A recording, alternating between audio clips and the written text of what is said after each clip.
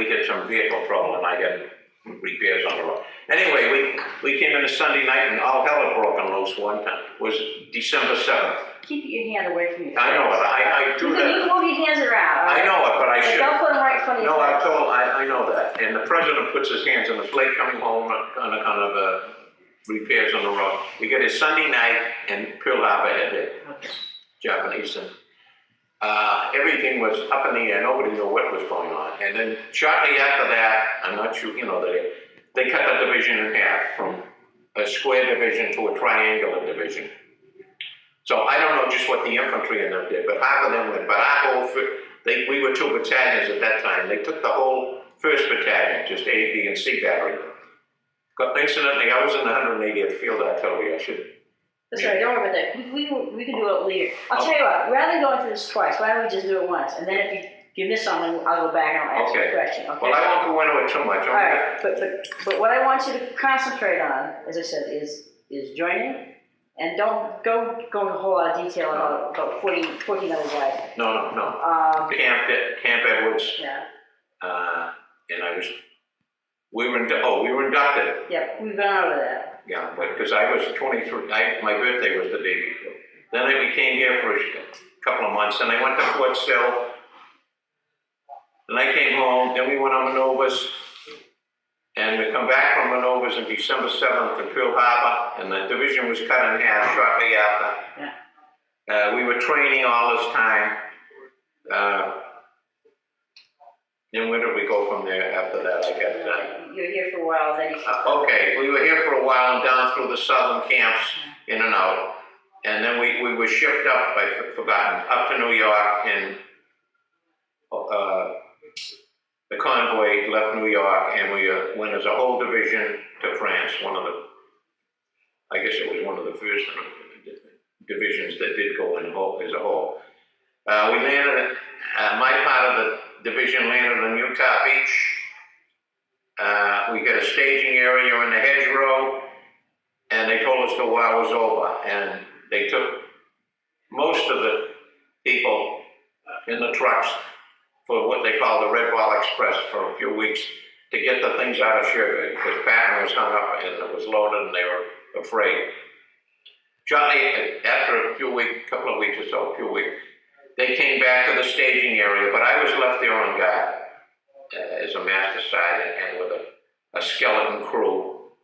And how you want me to go in? What was it? Yeah, but Jersey Isles there, and the Germans were still on the Jersey Isles, and the Frenchmen said the beach was mine. So this isn't combat, but I was starting to feel my oats. One night they all came back. We put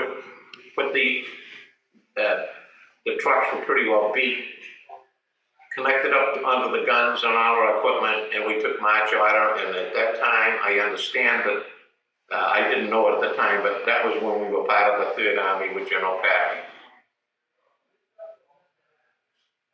We got ammunition, everything was raring to go, and we started across France. Well, St. Lo was blowing apart at that time. It was a big thing. Paris was screwed up a little bit, but I heard them pass remarks that they let some French outfit, there's my hands again, let some French troops go in to Paris, which was right, and we weren't really that much. Liberating Paris wasn't a big thing to General Patton, really.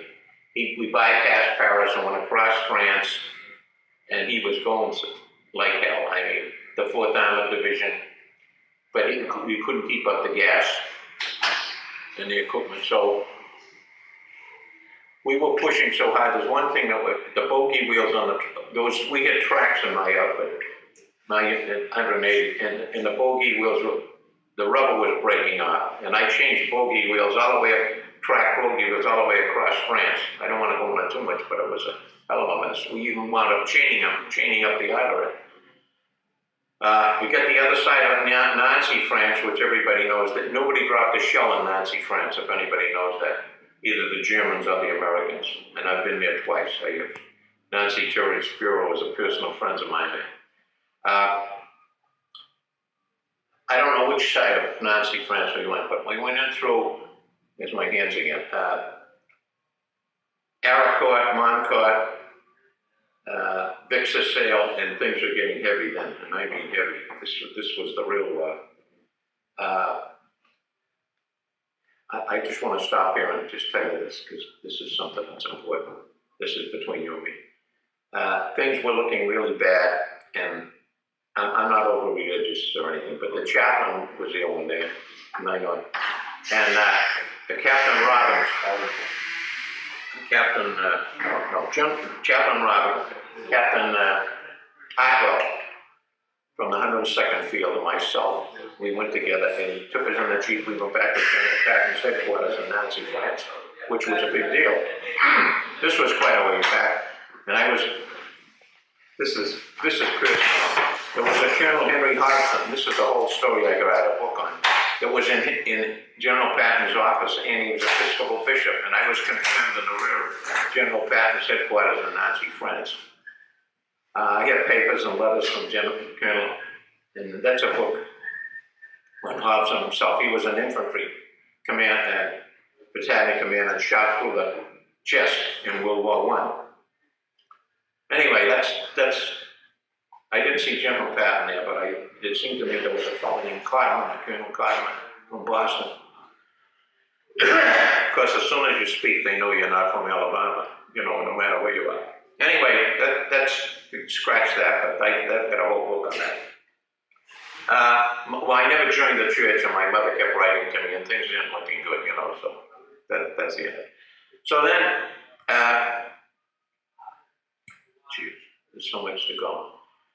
Aracourt was real bad. Bix's Sale, and there's so many little stories there. This is the real thing now. The ambulances going back and replacements coming up. Anyway, we were in combat for quite a while. Patton was going hell-bell for election, and I don't know just what he was doing, but I guess he was making a pincer movement. So we'll skip from there up to the Bulge. We were pretty well, the whole division was pretty well tuckered by this time. They pulled us back to Metz for one night. 2 o'clock in the morning, they give us a march order. I couldn't believe it, because some of the maintenance crew had wheels off the trucks, and it was to clean up the equipment.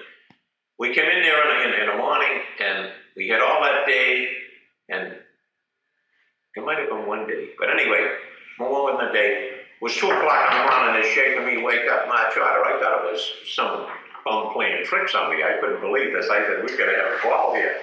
No, this is serious. Throw everything together. No matter what, get it rolling. And we took off from Metz and headed up north to Luxembourg. We didn't know what was going on, but apparently this was when Patton got orders to pick up from the First Army and try and stop the Germans from coming through.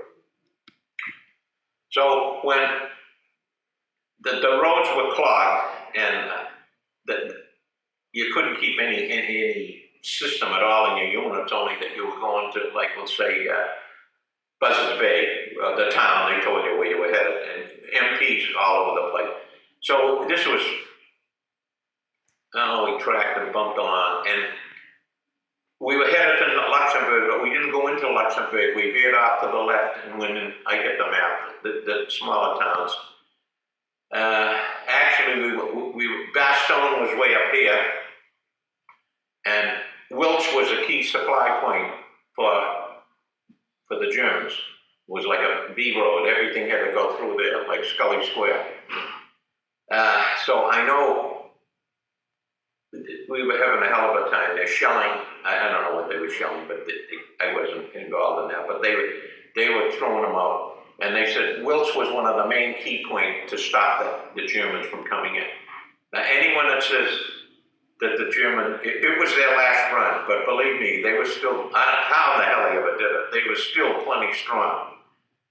Well, so we went on, and this is getting in December. I got 2 or 3 hot stories here, but I don't want to go into it, pulled out a Christmas night and we were on a little shindig.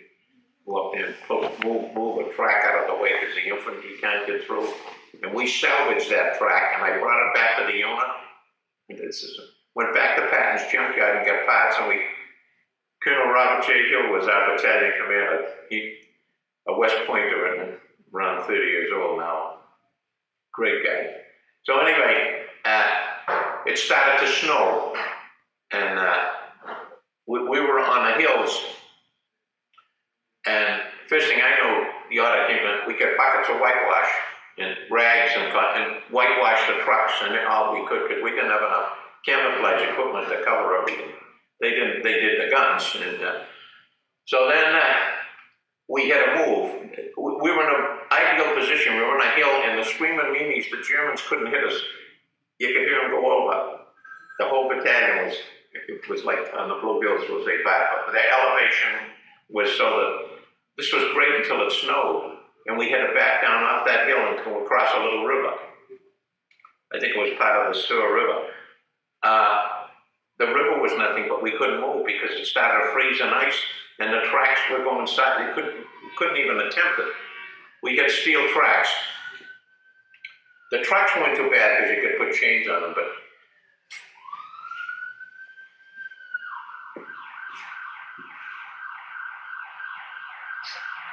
that's what we pushed in.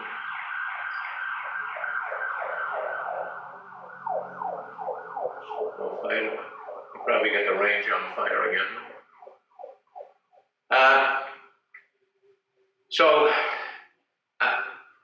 Colonel, of course, being a master sergeant, I worked directly with out of battalion mostly, and the captain over me, Captain Terrace and Colonel Hill. Well, they came down, and I really didn't know what to do, but someone got the idea from someplace that we had to do something quick. Somebody came up with a wonderful idea. We welded an 1.5-inch angle iron on the tracks, which is unbelievable. It wasn't my idea or anybody that I know, but ordnance. First thing I know, a truck pulled up from ordnance with a whole bunch of angle iron all cut just the right. I've forgotten what it would be roughly, whatever the track was, 6 inches or 4. And they come up with electric welding outfits, good guys, 726 ordnance sisters. You pulled them in a big shed that's probably half as big as one of these big barracks, covered it with canvas. Oh, I had started to change the track, which was crazy. Pull the track off, but geez, we got them off. I showed you some pictures of the track in the snow, didn't I? Then they came with this idea. So they welded the 1.5-inch angle iron on it. Worked beautiful, no problem. But it was great because we could get off the snow. We ran them for quite a while afterwards, but what happened, it did start to burn the rubber on the blocks. But not enough so that I was at a little rough ride, but who cared? We went home. That was one incident. Then we moved from there. Where did I go from there? You wanted to jump onto something else? Oh, well, the 4th Armored Division, because I get hit with an ME-109, but you don't want to get into that. I don't know anyone else around me that did. Came right in at 7 o'clock with all his guns and shot the truck out from underneath. They hit my musette bag and busted my jar of Noxine. Oh, dear. We're going back to Patton's junkyard to get some parts in Luxembourg, but that's another story. I don't want to get on that. It wasn't snow then. This was cold weather. And it wasn't that a kid driver. It was a hot rod driver from South Carolina. I have to tell you this because I probably wouldn't be here if it wasn't for him. He was pushing, he had a 6x6 GMC, and he was really pushing it a little faster than I wanted, but Carolina kids are, how they are, hot rod. And apparently the sights on the plane were off and up, and with his speed, they were coming in on us about 7 o'clock, but all underneath the truck, whole left side of the truck and underneath, out through the windshield and the car being racked on this side. But anyway, I give him credit for that. The other thing was, we moved on from there and went around, we kept going town by town. Went across down through Germany, get some good sights. I get some nice pictures of Polish fields that they buried, they were no good bear, but they were all sick, and they told us they were sweet potatoes in the field. And then we got wind of it, and the captain got the people to dig them up, and the whole trench of German girls there got no clothes on or anything, they're all dead. and there was second. They said they were Polish girls that were, but there was so many piles of sugar beets over there that you couldn't tell the difference. We wouldn't, but it leaked out. That was kind of a nasty experience. Oh, and then the first, I should go back. The first dead GI that I picked up wasn't an infantryman. He was an MP from the 4th Armored Division in the building all by himself. I don't know how he got there or what happened. But, I was with the battalion a lot, and then I got off straggling a lot with, my driver was Willie Curtin, 38 years old, and he didn't have to go overseas, but he went overseas when we left. He was 38 years old from Hyde Park. Outside of bending the elbow a little, good guy. I couldn't trust him on guard, but he if you wanted something, he'd get it for you at that type. The two best soldiers I had came from North Carolina. One out of Fayetteville and one out of Fulton. Two rebel boys, good guys. They weren't big, husky muscle men, but great guys. You could depend on, good soldiers. And to this day, the best booster we have, one of the best boosters we have for the YD vets, comes out of Atlanta, Georgia, Jim Zone. That's off the subject. But anyway, we go back. We went down through Germany, and a lot of things happened. I mean, a million stories. I had command. I was only a master sergeant, but I had command a lot of the group we were in. And one day it was late afternoon. See what happened? They went so fast that they went through these towns. Well, it was fine. They cleared the town, but nobody knew. Pretty risky, one truck going through there, because once in a while they'd shoot at you. And we would pull into the town and clear the town first and go to the people and scare them to death. If they stayed in the house, and make them stay and run into the house and they couldn't move. And they were really frightened, because Patton had the idea to put a white sheet out the window. That was so that they wouldn't shell them. If they got any fire from the buildings, they'd return the fire, but they didn't want to wreck every town they came into. If there was white sheets out the windows, you presumed that was safe, but it wasn't always true. And being a guy that I am still today, I think possibly I was over precautious and not too Army go-go. I don't mean military, but I mean I thought more of myself and the boys. And I made up my mind. I have to go back to when I first saw Patton and that group. When we were in the hedgerow getting ready to move out, they called all the non-coms, different groups, adopted it to a certain area there, and I could see over in the distance there was a bunch of majors and generals, and I'm sure General Patton was with them, but he didn't come down and speak to us personally. It was a captain came down, and of course they run you all out. You're non-coms, you're going into combat. If you don't think you can make it, or if you're a little shaky, get the hell out now. Don't feel ashamed. We don't want anything to happen that will cause you grief or anybody else. I didn't notice anybody step out, really. Maybe they did later, but none of the fellows that I knew. Anyway, General Patton was over there, and I forgot his captain name. That was the first time.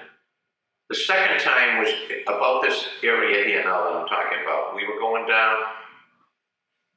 No, it wasn't even.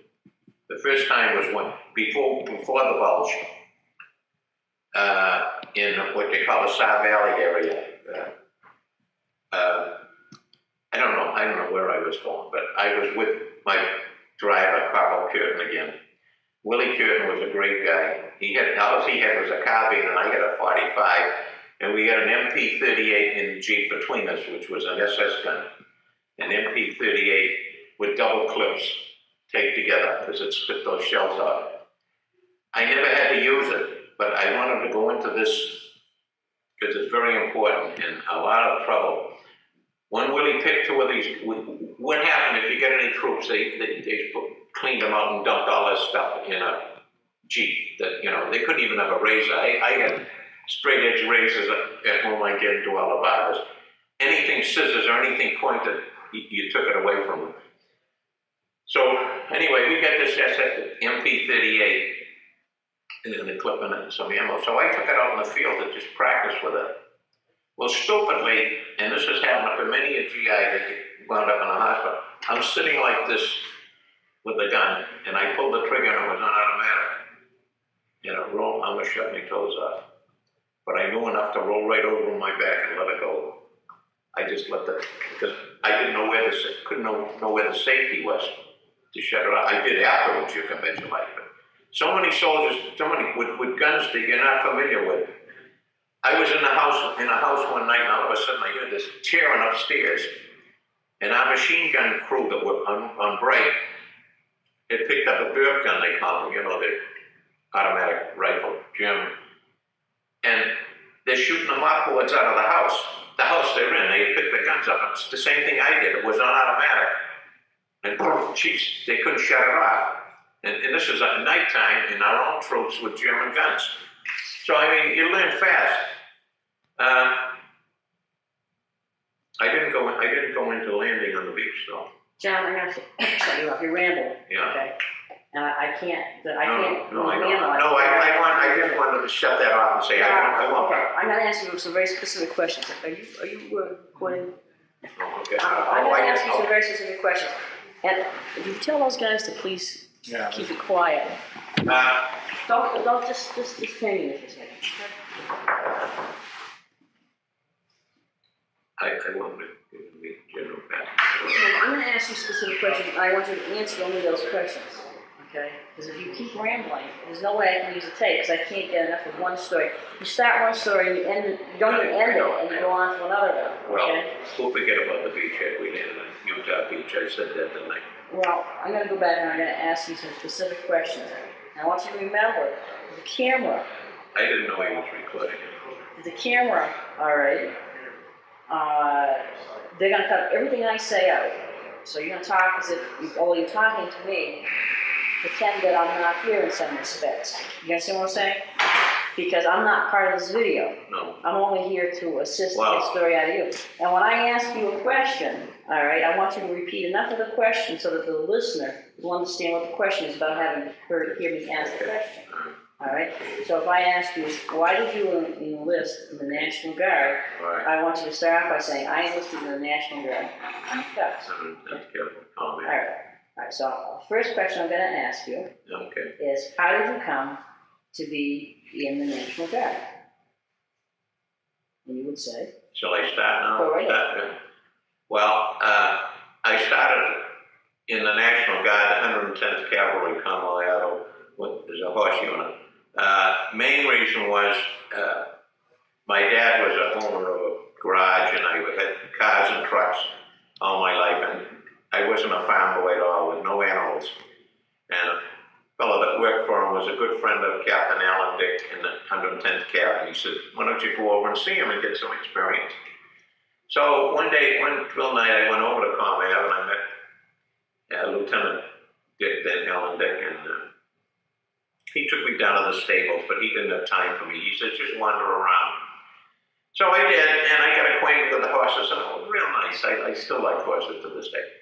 So finally, I went to a couple of drill days, and even when he wasn't there, and then finally, he wanted me to sign it up for the B Troop 110th Cavalry, which I did.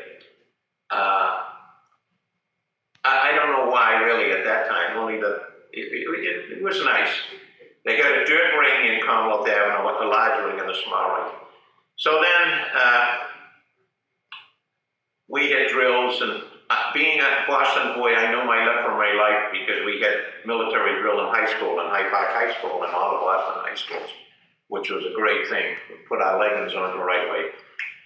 So we went to New York Camp Drum was, and then we came back, and of course I was just a private then, a buck private. Things seemed to happen fast after that. We went in, and I had a couple of the old first sergeants there. I met, to this day, one of them was still around. Real knowledgeable fellows that knew horses and that. I don't want to go into this because the health of the horses and their feet and all that business. Well, then Alan Dick was made captain at this time, B Troop. So that was fine, but he didn't want to connect me too close with him being captain, because I would, that was a proper thing. But he came to me one night and he says, John, he says, you're going to stay with us. And I says, well, I guess so. He says, well, we're going to need fellows like you. And I don't know what he meant. He says, I really didn't know, didn't mean it. I couldn't figure it out. That's as much as he said. Well, in a short while after that, they pull a howitzer, a 155 howitzer in the middle of the dirt ring. What in the world is this? I didn't even know what the thing was. And so they were kind of warming us up, and then they started to take the horses away. And they took the horses out back and put them on flat cars. And I don't know where they went. I heard all kinds of stories, but I guess they went to western part of the state or something. And Happy Heron was a stable boy at the time, and Happy Heron is still one of my best friends. He's still with the National Guard. He's still with the National Guard. He knows more about horses than I do. Great guy. So then we started to go into artillery. We get laced up boots in days. They laced up here. You'd never get them off in combat. And they get Smith & Wesson revolvers. And they were like a cannon, Well, anyway, went on for a short while, and they said, well, they're going to induct the unit. So we went down to police headquarters, and I went back to 1st Corps Cadet Army 2 or 3 times, and I was scared to death because they said they were going to induct the unit, and that was sort of a strange unit. What they did, they did take a few of us down there to fill the ranks in 1st Corps while a major came from Washington. What do they call it? Induct the unit, but they were short personnel, that's all. So, they all this fingerprinting, and because we already had our serial numbers, 201236669. That sticks with me to this day. I know you still use your Social Security, but I have a duffel bag and it has both numbers on a new duffel bag. We get march order. January 16th they came and they inducted the 110th Cavalry into the U.S. Army. We went part of the 26th Division in the National Guard. I don't know what you'd call it, kind of special troops. The 110th Cavalry wasn't part of the 26th Division until then. So, next thing, we head to the old Chevrolet trucks at that time, and we had a big Indiana tow truck. John. Anyway, we went to Camp Edwards. I was stationed over on the first road here as you come in by the water tower, the barracks that are ripped down now. They were still building Camp Edwards, mud up to your ears. They had to put ductwoods between the barracks so that you could walk. I was here just for a short while, 2 months, and I was called over to headquarters, which is in the same place as they have a headquarters today there. And I used to go on. General Koski was a good friend of mine. Not a good friend, but he was very good, very kind to me.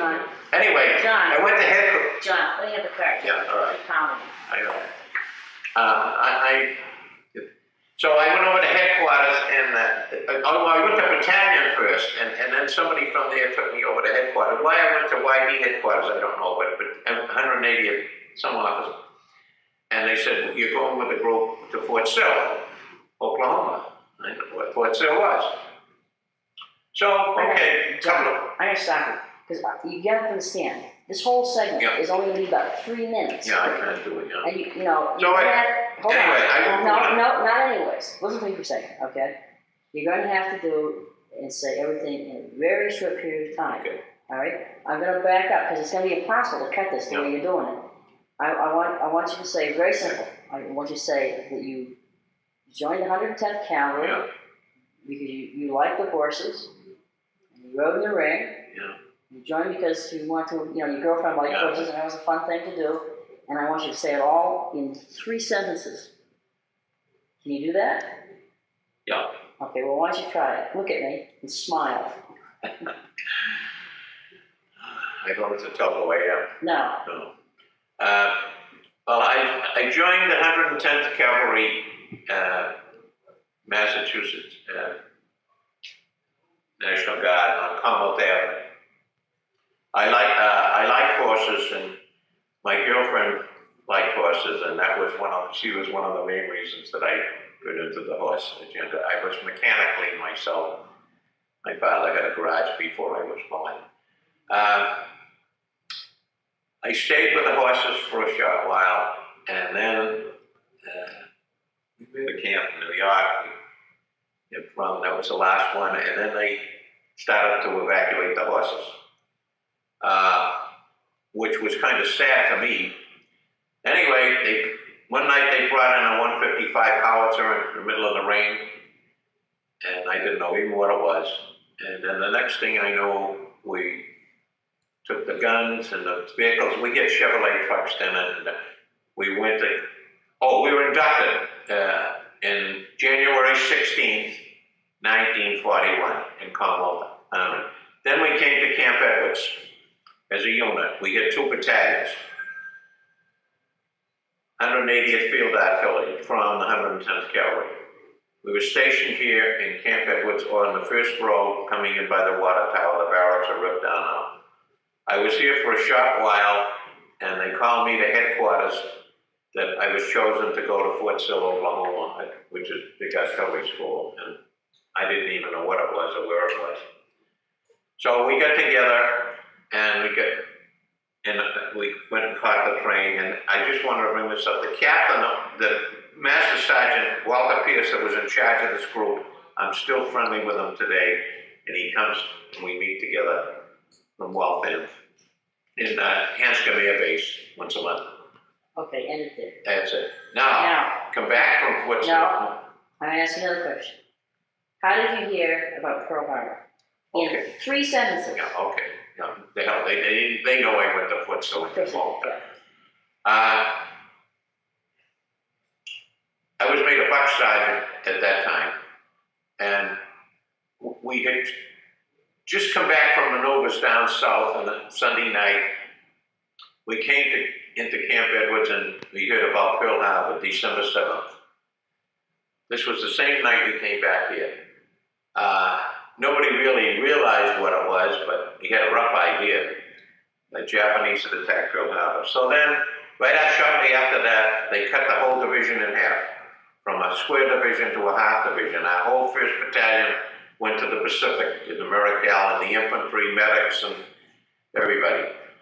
So we were down to A, B, and C battery, headquarters and service.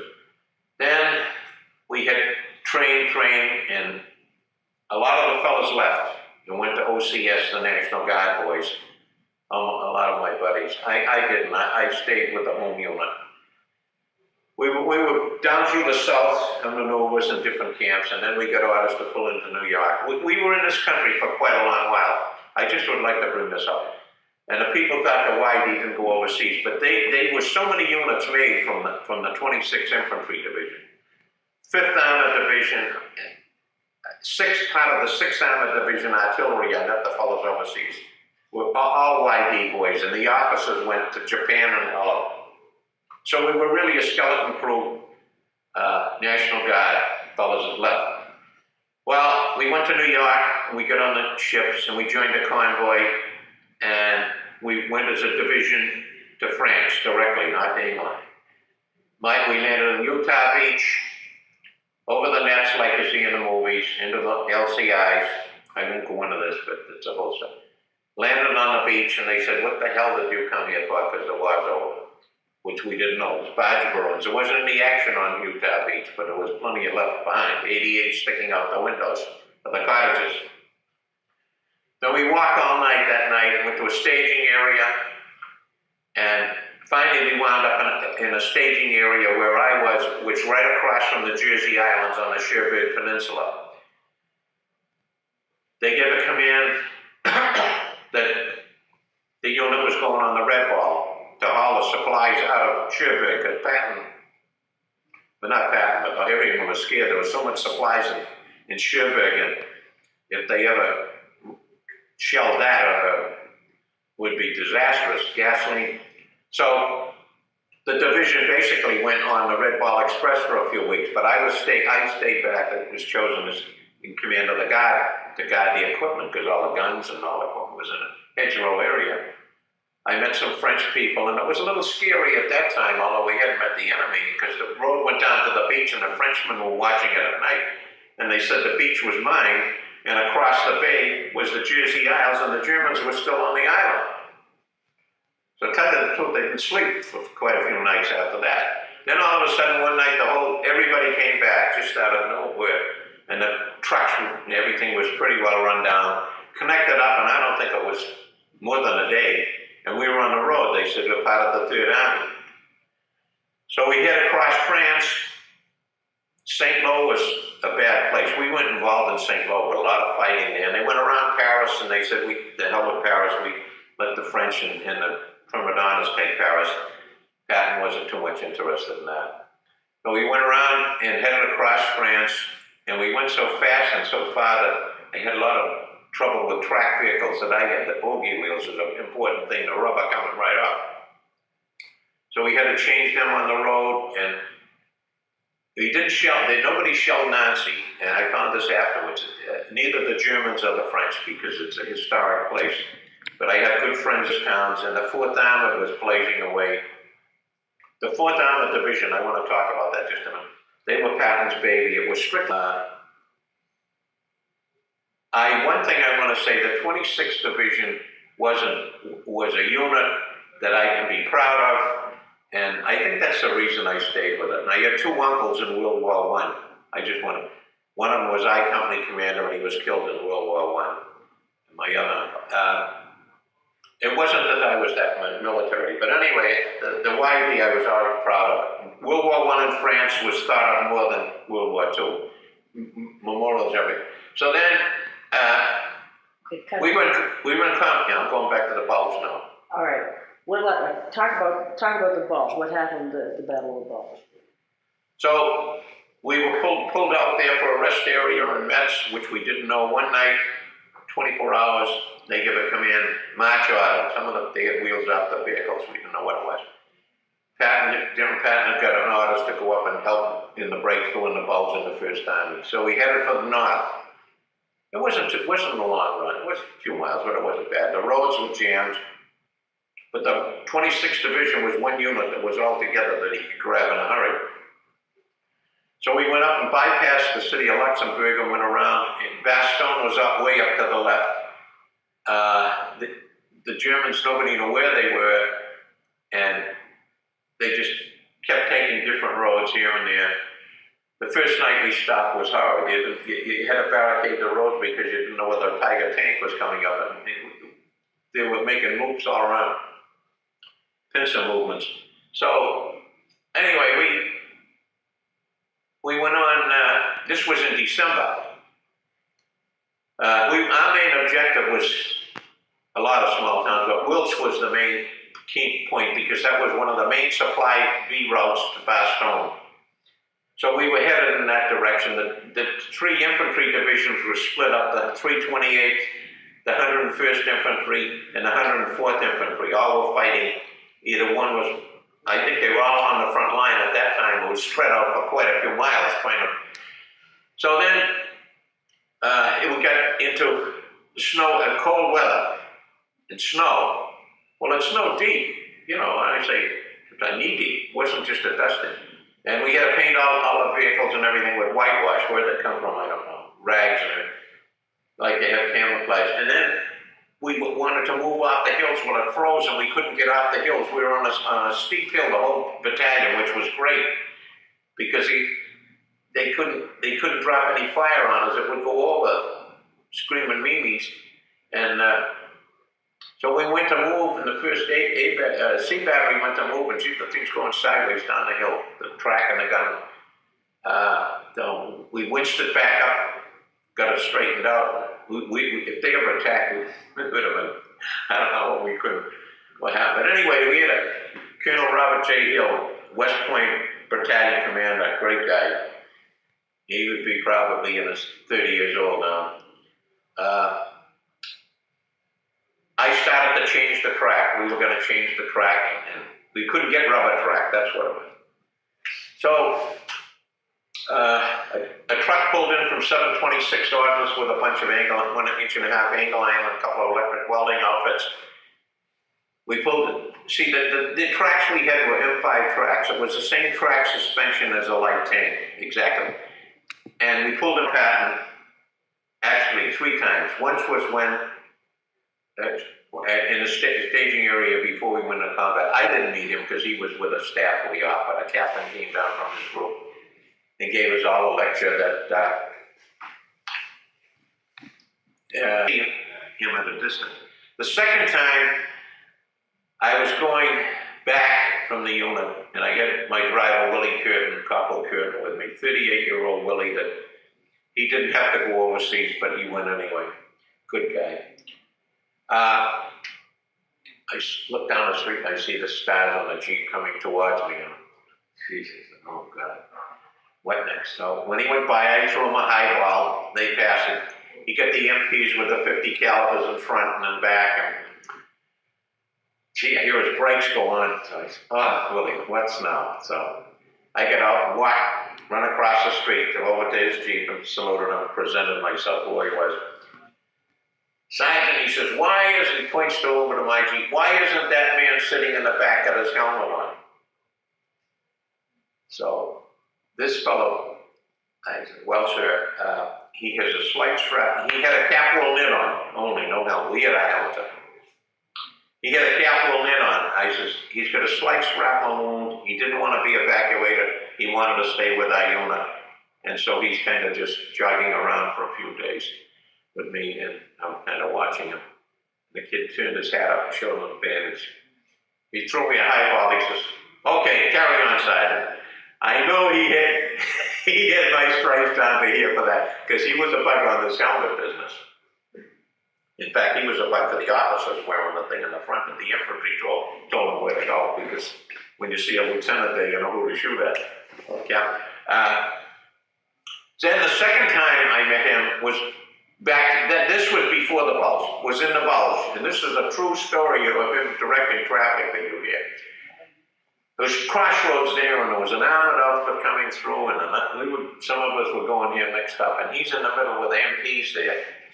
Well, I bypassed him because I wanted to go to 726 Ordnance, was in a field to the left, and Willie couldn't get the parts. I can't remember what the part was, but it was a vital part, and we carried quite a few parts, and they wouldn't give it to him. So I went over, and I knew the warrant officer in charge, and he wouldn't even listen to me. They're getting all ready to go into combat. They're closing their trucks up and getting their shovels and guns, and they're going to back up the infantry because the Germans are really coming here. It wasn't as easy as people thought it was.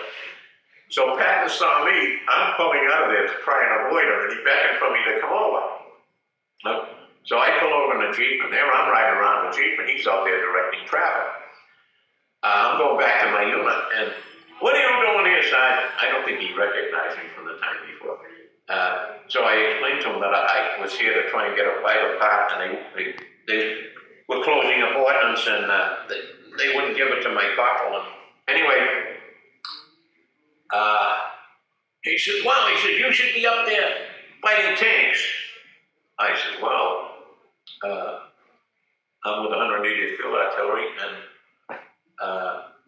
he said, you should be up there, and he points down the street, and I said, I got a 45, my corporal's got a carbine, and I have an German MP-38 between the seats. He says, well, there's plenty of, I said, I haven't got anything to bazookas or any equipment to be fighting tanks. Well, he says, there's plenty of equipment up there. I said, well, I think my colonel will be pretty upset, disturbed if I don't return to the battalion.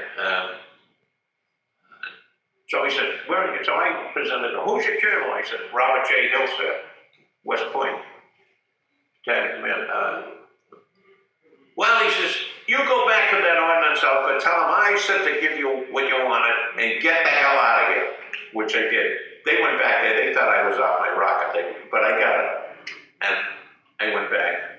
But those are the two times that I really came in to remember. General Patton was a great guy, I mean, in my opinion, and a lot of people too, but I really think, I have to give him credit, I don't think the war would have, it could have been a hell of a mess without him. It was a mess with him, but he knew what to do. And we seemed to move in the right direction. When we couldn't move forward, we moved sideways. I had prisoner of wars that we met, American prisoner of wars, and I said, oh, we knew Patton would come and save us. I picked up German, British prisoner of wars. First of all, I was just a master sergeant, I'm no hero. At this time right now, I'm ambassador at large for the 26th Infantry Division vet since I retired from the Boston Medicine Company in 1981. I have been to Moscow, I have been to Leningrad twice, met with very few people who have actually seen this. I made some copies of it, and I had 2 cards. I think we're getting out of time. Oh, we still on? Yeah. Oh, I had to shut it off. Nope. Oh, okay. Well, that was a big thing. I've been to Leningrad twice. That's all right. You already said that. I'm friendly with Mass Maritime. You already said that. All right. The Coast Guard, the 102nd Fighter Wing.